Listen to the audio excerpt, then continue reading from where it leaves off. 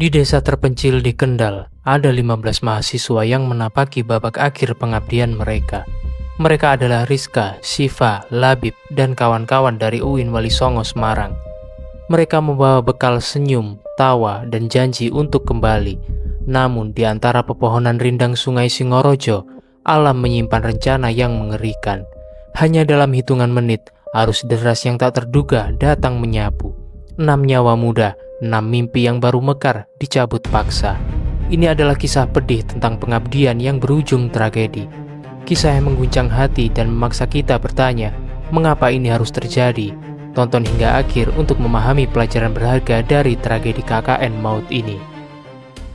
Halo Scoopers se-Indonesia, selamat datang kembali di The Scoop, platform yang berkomitmen untuk membongkar kisah-kisah nyata yang mendalam, memberikan penghormatan pada korban, dan mengambil hikmah dari setiap peristiwa.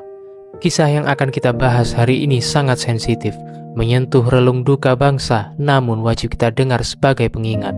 Kami butuh dukungan Anda untuk terus menyuarakan cerita-cerita penting seperti ini. Saat ini juga klik tombol subscribe di bawah video ini. Aktifkan lonceng notifikasi dan jangan ragu untuk memberikan like jika Anda merasa terhubung dengan konten ini. Setiap support dari Anda memastikan The Scoop dapat terus bertumbuh dan memberikan liputan yang jujur dan berempati. Terima kasih dan mari kita mulai. Kisah heroik sekaligus tragis ini bermula pada awal November 2025, ketika 15 mahasiswa dari Universitas Islam Negeri Wali Songo Semarang memulai program kuliah kerja nyata atau KKN di Kecamatan Singorojo, Kabupaten Kendal, Jawa Tengah. Mereka adalah angkatan yang penuh semangat, membawa bekal ilmu dan kerinduan untuk mengaplikasikan pengetahuan mereka demi kemaslahatan masyarakat desa.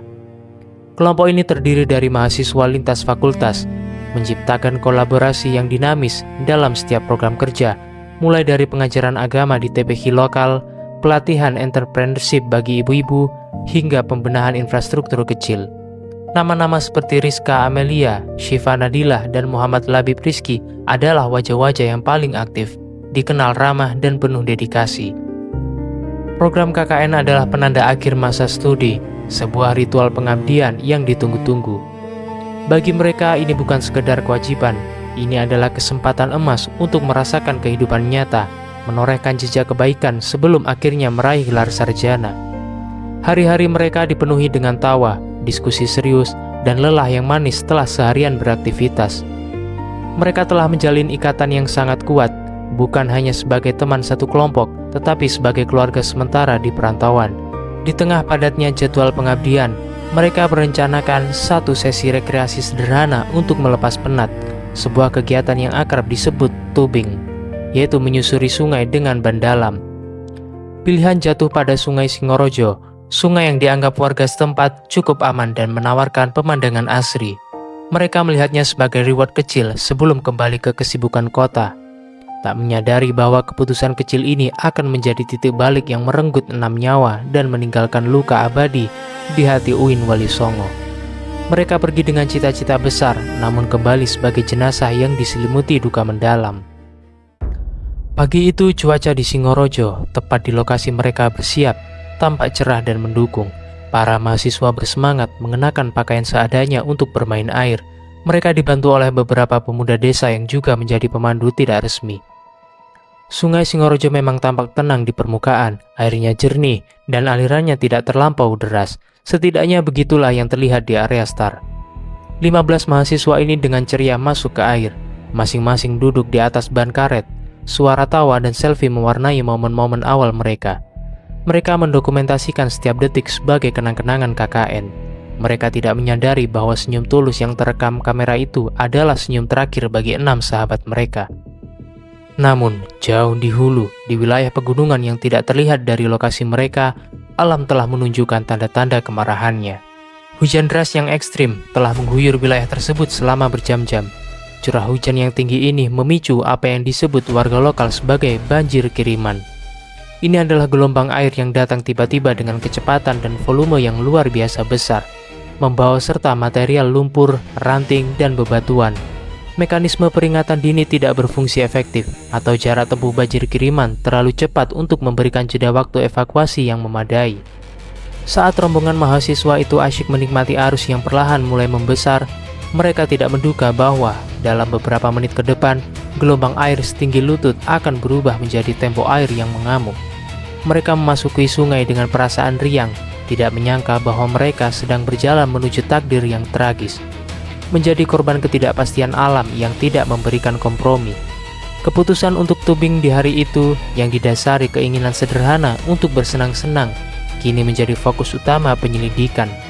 Apakah ada kelalaian ataukah ini murni musibah alam yang tak terhindarkan? Apakah ada kelalaian ataukah ini murni musibah alam yang tak terhindarkan? Yang pasti momen di tepi sungai itu menjadi perpisahan tak terucap dari 6 pemuda terbaik bangsa. Perubahan terjadi sangat cepat dan brutal. Awalnya hanya debit air yang naik sedikit, namun dalam waktu kurang dari 5 menit suara gemuruh hebat dari hulu mulai terdengar. Air sungai yang tadinya jernih tiba-tiba berubah warna menjadi coklat keruh, pekat dengan lumpur dan ranting pohon. Ini adalah ciri khas kedatangan banjir kiriman. Kecepatan arus meningkat berkali-kali lipat, berubah dari aliran santai menjadi pusaran air yang ganas. 15 mahasiswa yang terpisah-pisah di atas ban kini mulai panik.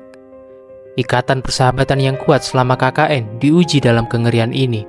Mereka berusaha saling berpegangan, berteriak memperingatkan satu sama lain, namun suara mereka tenggelam dalam deru air bah. Ban yang mereka gunakan untuk bersenang-senang kini menjadi benda yang tak stabil, terbalik dan terlempar menghantam bebatuan.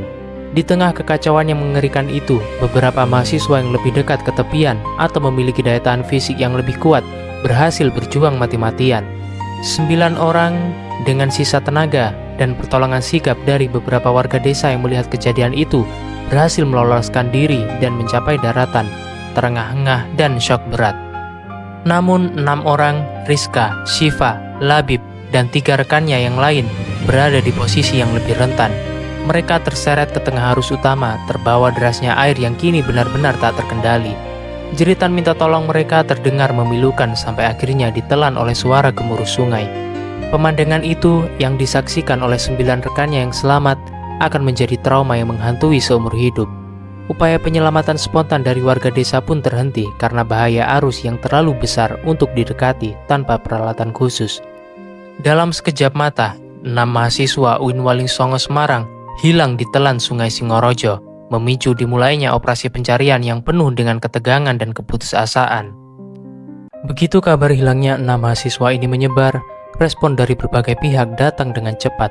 Dibentuklah tim SAR gabungan besar-besaran, melibatkan Badan Penanggulangan Bencana Daerah (BPBD), Basarnas Jawa Tengah, TNI, Polri, PMI, dan ratusan relawan serta warga setempat. Operasi pencarian ini merupakan balapan melawan waktu dan medan yang sangat sulit, menyusuri belasan kilometer aliran Sungai Singorojo hingga ke permukaan sungai lainnya. Setiap jam yang berlalu terasa seperti siksaan. Di posko utama yang didirikan darurat, orang tua dan kerabat korban menunggu dengan mata yang tidak pernah kering. Mereka memegang erat foto-foto anak mereka, berharap keajaiban terjadi. Di tengah keputusasaan, ada celah kecil untuk harapan palsu. Mungkin anak mereka tersangkut di akar pohon besar, mungkin mereka berhasil berenang ke tepian yang tersembunyi, atau mungkin mereka mengalami luka tapi selamat. Setiap kali radio komunikasi berbunyi, jantung para keluarga berdebar kencang, menantikan kabar baik. Sayangnya, berita yang datang adalah berita buruk. Setelah pencarian yang melelahkan, pada hari pertama dan hari-hari berikutnya, satu persatu jasad ke-6 mahasiswa ditemukan. Penemuan dimulai dengan Rizka, lalu Syifa, yang ditemukan beberapa kilometer dari lokasi hanyut. Kemudian M. Labib Rizky dan rekan-rekan lainnya menyusul ditemukan di lokasi yang berbeda, tersangkut di bebatuan dan puing-puing. Setiap penemuan jasad adalah pukulan telak yang meruntuhkan harapan dan menyisakan duka yang tak terperikan. Tim SAR bekerja secara profesional, namun emosi yang mengiringi proses evakuasi sangat berat. Seluruh korban ditemukan dalam kondisi meninggal dunia. Pencarian ini menggarisbawahi betapa brutalnya kekuatan alam dan betapa rapuhnya nyawa manusia di hadapannya.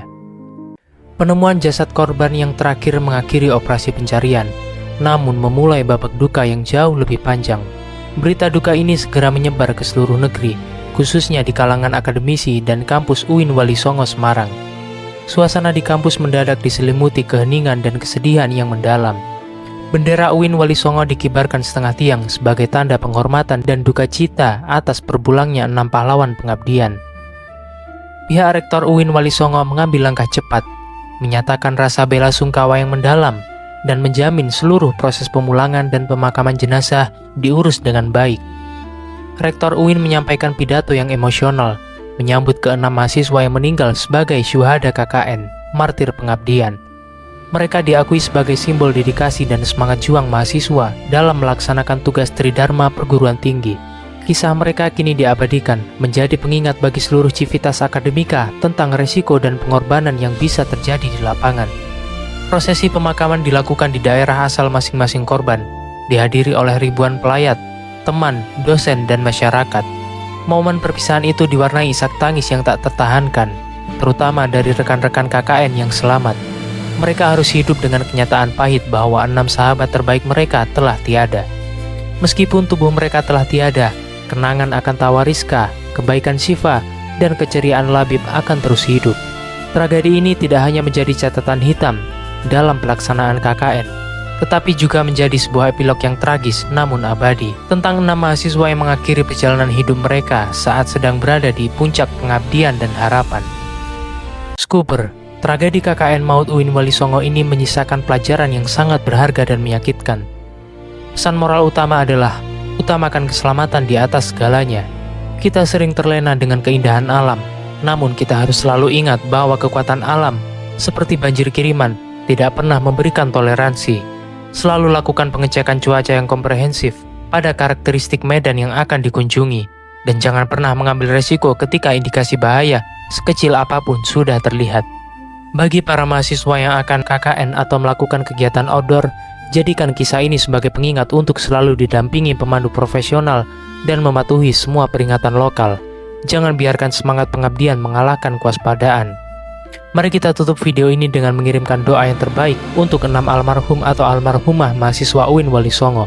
Semoga amal ibadah mereka diterima di sisinya, dan keluarga yang ditinggalkan diberi ketabahan yang luar biasa untuk melalui duka ini. Terima kasih banyak Skuper telah menonton video ini hingga akhir dan mendukung The Scoop. Beritahu kami pendapat Anda tentang langkah pencegahan apa yang harus diambil kampus di kolom komentar. Jangan lupa subscribe dan like jika konten ini bermanfaat. Sampai jumpa di kisah nyata mendalam berikutnya, dan selalu jaga diri Anda.